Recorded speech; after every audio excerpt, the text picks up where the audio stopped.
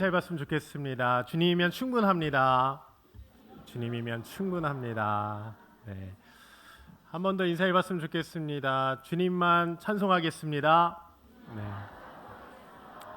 네. 아멘. 네. 주님만으로 만족하고 또 주님만 찬송하는 우리 모두가 되기를 주님의 이름으로 축복합니다. 최근에 어떤 학생이 다큐를 찍겠다고 합니다. 그 다큐의 주제가 굉장히 독특한데 우리가 여러 가지 이유로 우리 인류 문명이 퇴보한다 할 때에 가장 마지막에 살아남을 것 같은 문명은 무엇인가? 굉장히 철학적이죠. 네. 여러분 한번 고민해 보십시오. 인류 문명 중에 가장 마지막까지 살아남을 것 같은 것. 이 친구가 정한 보기는 5개입니다. 건축, 미술, 음악, 영화, 문학. 이 중에서 가장 마지막까지 살아남을 것 같은 문명은 뭘까요? 네, 각자 생각이 있으시죠? 네, 저는 문학이라고 생각을 순간 했습니다. 왜냐하면 문학은 문자고 인류의 이 역사를 봤을 때에 이 동굴벽화에다가 막 이제 문자를 남겼잖아요. 그래서 그러면서 후대와 이제 소통을 할 수 있게 되면서 문명이 발전할 수 있었다. 네, 그럴 듯하지 않나요? 근데 이 친구, 이 감독이죠. 이 다큐 감독님은 음악이 가장 최종적으로 살아남을 것 같다라고 해서 이 음악인을 3명을 섭외를 했어요. 그래서 그 음악인들을 인터뷰하면서 이제 다큐를 만들겠다고 하는데 되게 기특하지 않나요? 참 대단하다는 생각을 많이 합니다. 저는 그 나이 때 뭘 했을까 이런 생각도 하고, 그리고 우리가 뭔가 다큐를 찍는다고 하면 뭐 방송국에서 그리고 돈이 많이 들 것 같고 막 그런데 요즘은 그냥 자기가 찍고 싶으면 찍을 수 있고 그리고 그 찍은 거를 언제든지 우리 유튜브에 올릴 수 있는 그런 시대를 살아가고 있는 것 같습니다. 정말 이 친구의 이야기를 들으면서 저는 이런 생각이 들었어요. 내가 가장 힘들고 어려운 순간에 마지막에 남는 것은 과연 무엇일까?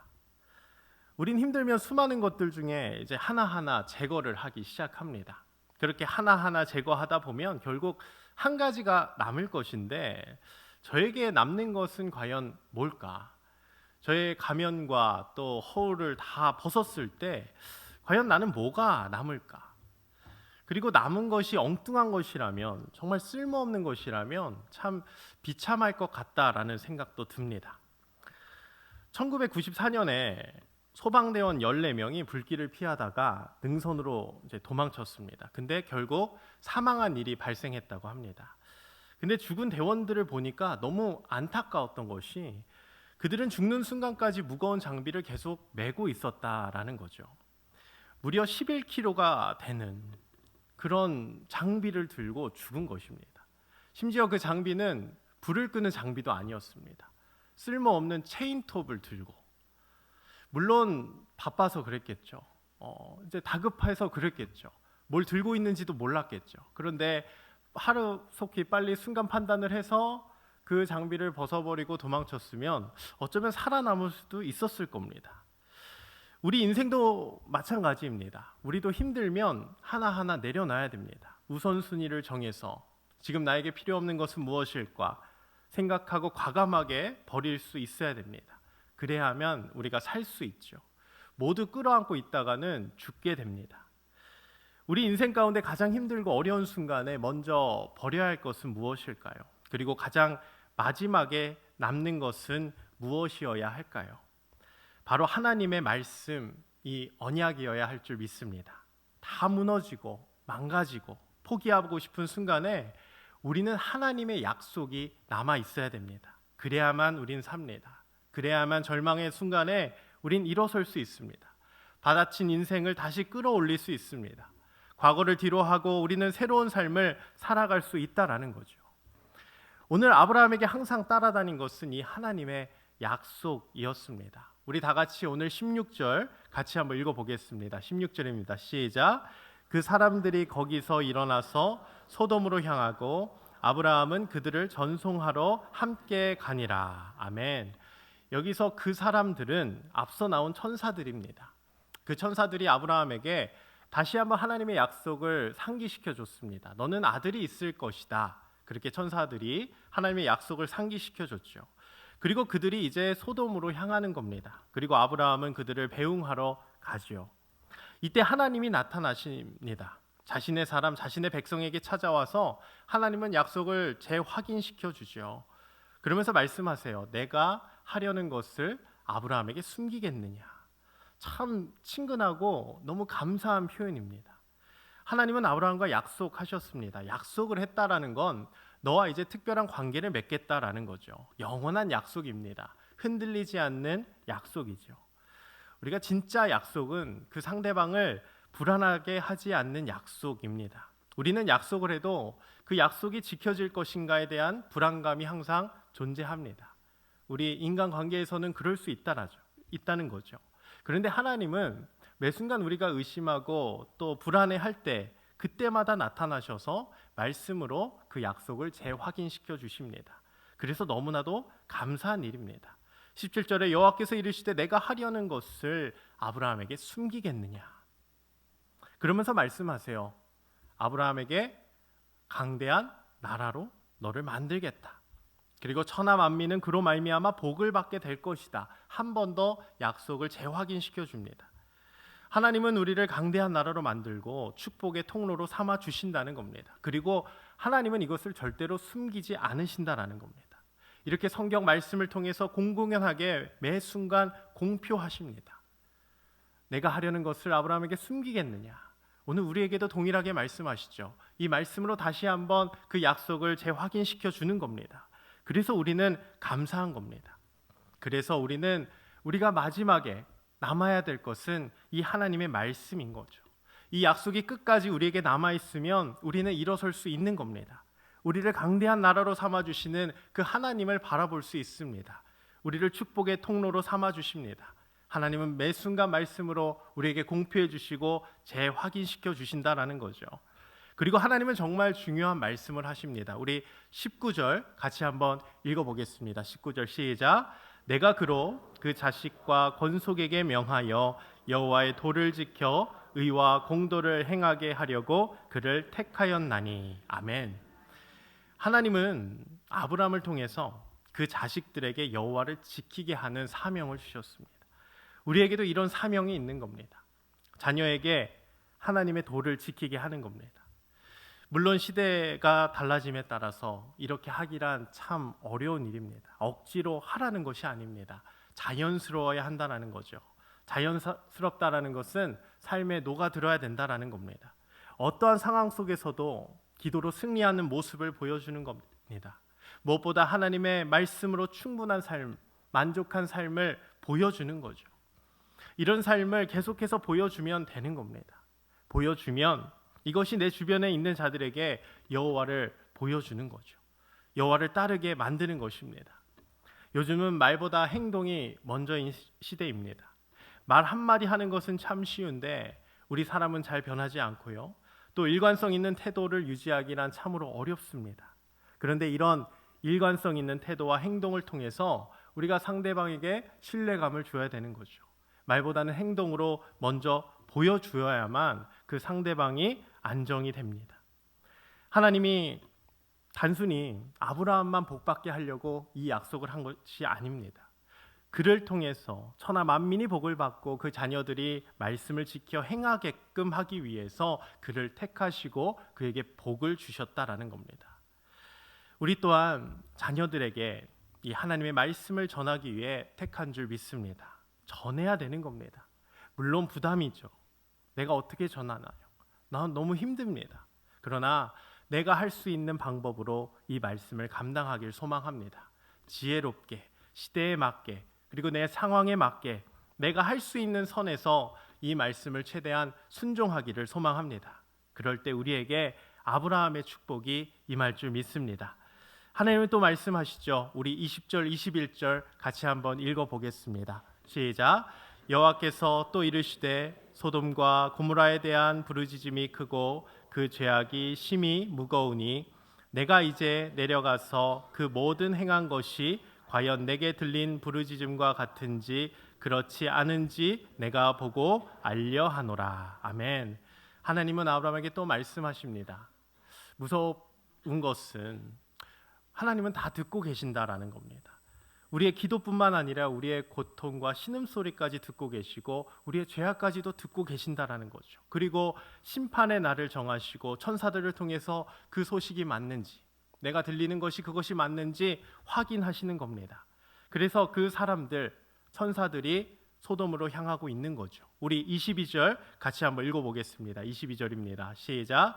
그 사람들이 거기서 떠나 소돔으로 향하여 가고 아브라함은 여호와 앞에 그대로 섰더니. 아멘.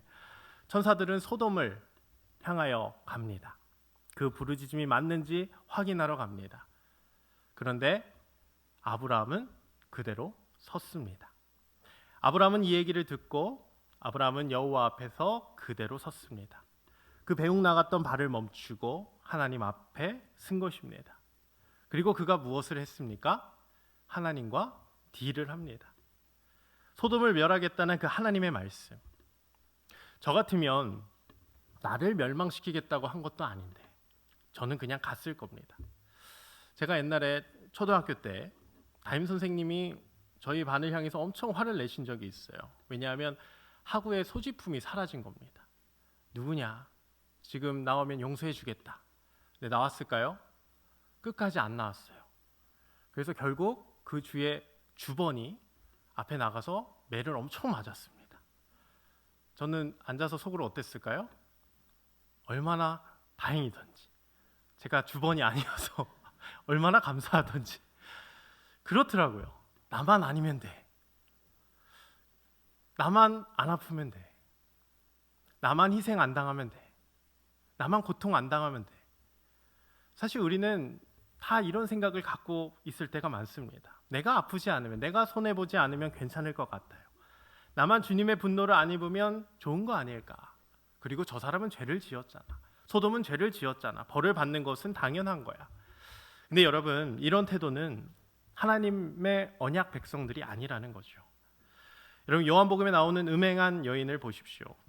다들 그를 죽이려고 돌을 들었습니다. 우리 공동체의 거룩성을 지키기 위해서 저 사람은 벌을 받아 마땅한 사람이기 때문에 다 돌을 들었습니다. 눈에 불을 켜고 죽이려 듭니다. 그때 주님은 말씀하시죠. 너희 중에 죄 없는 사람은 돌로 치라. 이것이 주님의 말씀인데 우리는 이 마음을 모르고 이웃이 안 좋으면 내 저럴 줄 알았다. 김 지사님 교만하더니 야 이제야 벌을 내리시는구나. 하나님은 역시나 살아계시는구나. 우리는 속으로 이런 생각을 많이 할 때가 많다라는 거죠. 근데 오늘 아브라함은 달랐습니다. 여호와 앞에 섰습니다. 그리고 하나님과 딜을 합니다. 그 언약을 기억했다라는 거죠. 그리고 내가 누구인지 분명히 알았습니다. 그에게 남은 것은 언약이었지만 그 언약을 통해서 그는 더욱 하나님의 사람이 되어갔습니다. 그 말씀에 순종했다라는 거죠. 그렇게 하나님 앞에 섰습니다. 그리고 하나님과 거래를 합니다. 의인과 악인을 함께 멸하라 하십니까? 소돔에 의인 50명이 있으면 그 의인 50을 위해서 용서해 주시면 안 되겠습니까? 이때 하나님은 의인 50이 있으면 그 50을 찾으면 용서해 주겠다 하시죠. 근데 아브라함은 여기서 물러나지 않습니다. 그런데 물러나지 않을 때도 참 그는 참 지혜롭습니다. 아주 잘해요. 나는 티끌이나 재와 같사오나 감히 주께 아뢰나이다. 여러분 뭐든지 참 태도가 중요한 것 같습니다. 요즘 인성이 참 중요하다고 말을 하잖아요. 아무리 실력이 좋아도 학폭이 터지면 날아가는 그런 세상인데 점점 실력보다는 인성이 참 중요한 시대인데 오늘 아브라함은 참 하나님이 보시기에 참 이뻤을 것 같습니다. 그냥 얘기하지 않습니다. 나는 티끌이나 재와 같사오나 감히 주께 아뢰나이다. 의인 45명이면 어쩌겠습니까? 용서해 주시겠습니까? 또 말하죠. 내 주여 노하지 마시고 들으세요. 만약 30명을 찾으면요. 그럼 용서해 주시겠습니까? 내 감히 주께 아뢰나 20명을 찾으면 어쩌겠습니까? 주는 노하지 마옵소서 내가 이번만 더 아뢰리이다. 거기서 10명을 찾으면 의인 10명을 찾으면 어쩌겠습니까? 하나님은 다 승낙을 하십니다. 여러분 하나님이 아브라함에게 기가 죽으셔서 이렇게 승낙을 하신 걸까요? 하나님이 변덕쟁이셔서 아니면 패기가 없으셔서 아브라함이 아니 너무 이뻐서 이렇게 계속 말을 바꾸시는 걸까요? 아닙니다. 여러분, 하나님이 이렇게 계속 승낙하시는 이유는 이 마음이 진짜 하나님의 마음이기 때문입니다. 진짜 요즘 찐이라는 말 많이 쓰죠. 하나님의 찐 마음이라는 거죠. 하나님이 우리를 이렇게 기다리고 계신다라는 겁니다. 심판을 늦추고 계십니다. 이것이 하나님의 마음인 줄 믿습니다. 하나님 우리를 사랑하십니다. 우리를 용서하고 싶으십니다. 이 하나님의 마음을 깨닫기를 소망합니다. 하나님 우리에게 복 주시길 원하십니다. 우리에게 평강을 주시길 원하십니다. 이것이 하나님의 약속이라는 겁니다. 이것이 하나님의 마음이라는 겁니다. 근데 그것으로 끝나지 않습니다. 우리를 통해서 천하 만민이 복을 받게 된다라는 거죠. 가까이 있는 우리 자녀들이 내 삶을 보고 변화가 되는 거죠. 내 삶을 보고 하나님을 떠올리는 겁니다. 잘은 모르겠는데 우리 엄마는, 우리 아빠는 힘들 때 꼭 하나님을 찾더라. 우리 할머니, 할아버지는 꼭 힘들 때 기도하시더라. 그 모습을 보고 우리 자녀들은 살아계신 하나님을 경험하게 되는 겁니다. 저희 가정은 설날에 항상 친가에 아침에 모여서 예배를 드리고 아침밥을 먹습니다. 근데 그 중심에는 항상 할머니가 계셔요. 할머니가 뚝심이고 할머니의 기도 덕분입니다. 그게 자리를 잡았습니다. 이제 걱정이죠. 할머니가 돌아가시면 어떻게 될까? 이런 생각 많이 합니다. 과연 우리가 모여서 예배를 드릴 수 있을까? 그것이 유지가 될까? 자녀들을 보면 항상 할머니를 보면 이게 아브라함의 축복이구나라는 것을 많이 믿게 됩니다. 단순히 성경을 읽어서 아는 것이 아니라 그 할머니의 삶을 통해서 그 언약의 말씀이 이루어짐을 믿게 되는 것이죠. 여러분, 세배받고 어떤 덕담을 해주셨습니까? 그 덕담 한마디가 우리 다음 세대를 변화시킬 줄 믿습니다. 그 순간에는 너무 엉뚱한 얘기로 들릴 수가 있어요. 정말 먼 나라 이야기인 것 같습니다. 하나님은 살아계시고 너를 사랑하시고 너를 축복하신다. 그러나 우리가 삶을 통해 전해지는 그 말 한마디는 훗날 우리를 살릴 줄 믿습니다. 힘들고 지칠 때 그 한마디가 떠오릅니다. 하나님을 바라보게 되는 것이죠. 이것이 우리가 해야 될 사명인 줄 믿습니다. 하나님은 아브라함을 택할 때 그를 통해서 그의 자녀와 권속들이 동일한 복을 받기를 원하셨습니다. 그래서 아브라함을 택해서 그 자녀들에게, 그 권속들에게 복을 지키게끔 계속해서 요구를 하셨다라는 거죠. 시편 1편 1절 2절 제가 읽어드립니다. 복 있는 사람은 악인들의 꾀를 따르지 아니하며 죄인들의 길에 서지 아니하며 오만한 자들의 자리에 앉지 아니하고 오직 여호와의 율법을 즐거워하여 그의 율법을 주야로 묵상하는도다. 아멘. 여호와의 율법을 즐거워하며 주야로 그것을 묵상하는 자들에게 하늘의 복이 임한다는 것입니다. 이 복을 나만 누려서는 안 되는 것이죠. 이 복을 전해줘야 된다라는 거죠. 하나님의 약속을 받은 그 언약 백성들이 감당해야 될 사명인 줄 믿습니다. 아브라함은 이 사명을 행했습니다. 이 약속을 붙들었습니다. 약속을 받기만 하지 않고 그 약속을 행하니 그는 모든 믿는 자들의 조상 아버지가 되었지요. 그런데 여러분, 소돔은 결국 어떻게 됩니까? 멸망을 당합니다. 여러분, 이것이 아브라함의 잘못입니까? 아닙니다. 아브라함은 최선을 다했습니다. 소돔을 위해서 기도했습니다. 그러나 결국 의인 10명이 없어서 소돔은 멸망당하고 맙니다. 참 씁쓸한 결과죠. 그러나 이것은 아브라함의 잘못이 아니라는 거예요. 마태복음 10장은 12제자를 주님이 부르시는 장면이 나옵니다. 제자들 이름이 쭉 나열되고 주님은 명하십니다. 이제 이스라엘 집에 잃어버린 양에게로 가라. 그리고 그 집에 들어가면서 그 집이 평안하기를 빌라라고 말씀하십니다. 근데 그 이후에 또 말씀하시죠. 그런데 그들이 너희를 받지 아니하면 너희 발에 먼지를 털어버리라 말씀하십니다. 여기서 털라는 것이 무슨 의미일까요? 이제는 너희 책임이 아니라는 겁니다. 미움을 받을 수 있지만 그럼에도 우리에게 사명은 이스라엘의 집에 잃어버린 양에게로 가는 것입니다. 만나는 모든 사람에게 하나님의 평안을 비는 것이죠. 단순히 인간적인 평안이 아니라 말씀 안에서, 이 언약 안에서 내가 받은 그 하나님의 평강과 그 기쁨을 전해주라는 거죠. 그런데 그들이 받지 아니하면 더 이상 너희들의 책임이 아니라는 겁니다. 우리 고등부 이제 비전트리 계속 준비하며 나아가고 있는데 이제 그 중에 한 사역은 이제 캠퍼스에서 우리 아이들이 대학생에게 복음을 전하는 것입니다. 어설픈 영어로 고등학생들이 전하는데 대학생들이 들을까요? 인간적인 생각으로는 잘 안 듣겠죠. 그러나 아이들에게 말합니다. 괜찮다. 우리는 사명만 감당하면 된다. 우리의 전도의 사명, 그 복음을 전하는 일만 하면 된다. 그 이후에는 하나님이 하실 것이다. 이것이 우리가 해야 될 사명인 것입니다. 여러분 이제 날 풀리면 전도를 나가실 텐데 우리나라에서도 전도지 주면 좋아하시나요? 네, 물티슈는 좋아하시죠. 그것만 받고 그 전도지는 버릴 때도 많고요. 우리나라에서도 그렇게 안 하는데 다른 나라에 가서 정말 기독교가 1. 몇 %인 나라에 가서 그것도 머리가 큰 대학생들한테 전도를 한다는 것 정말 어려운 일입니다.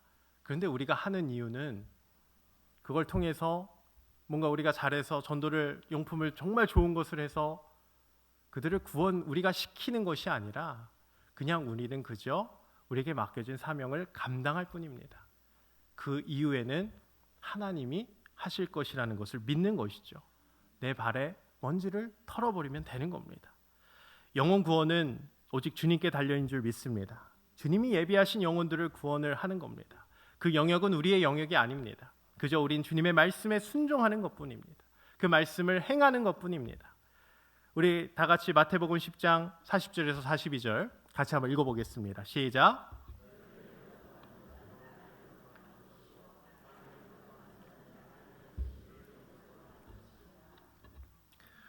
이름으로 선지자를 영접하는 자는 선지자의 상을 받을 것이요 의인의 이름으로 의인을 영접하는 자는 의인의 상을 받을 것이요 또 누구든지 제자의 이름으로 이 작은 자 중 하나에게 냉수 한 그릇이라도 주는 자는 내가 진실로 너에게 이르노니 그 사람이 결단코 상을 잃지 아니하리라 하시니라. 아멘.